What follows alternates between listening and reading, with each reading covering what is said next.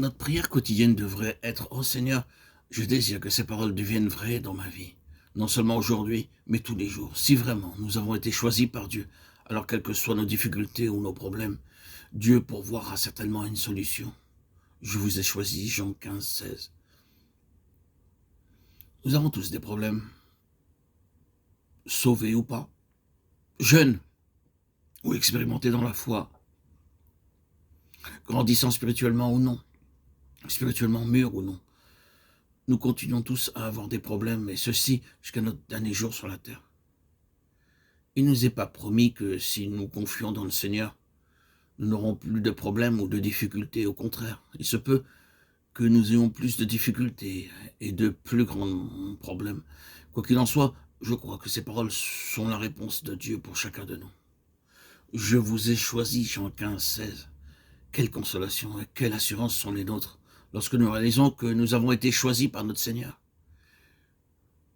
Bien qu'il nous connaisse mieux que nos voisins dans notre corruption intérieure, notre nourriture, nos faillites, nos manquements, et que nous l'ayons blessé, cependant il nous adresse ces paroles à nous qui avons été rachetés et lavés par son sang.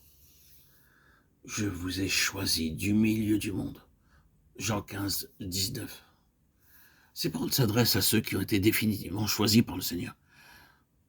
Dans l'épître aux Éphésiens, Paul utilise 7 noms pour définir le peuple de Dieu. Il a appelé l'Église son corps, l'homme nouveau, la famille de Dieu ou la maison de Dieu, l'ouvrage de Dieu, un temple saint et l'épouse de Christ.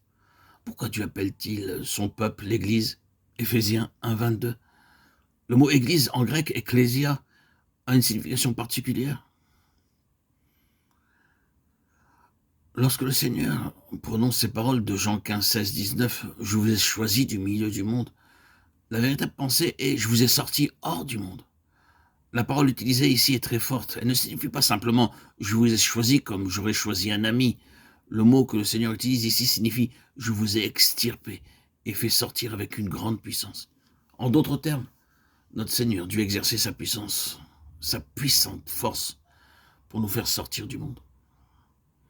C'est bien ici la signification du mot « ecclésia ». Le Seigneur Jésus-Christ a la puissance de faire sortir les hommes du bourbier fangeux du péché. Il vint sur la terre dans ce but. Dans ce sens, il utilise le mot « église » pour définir ceux qui ont été extraits, extirpés ou choisis, avant que ne se manifeste l'évidence de son choix dans nos vies. Il doit y avoir l'exercice de la puissance d'extraction.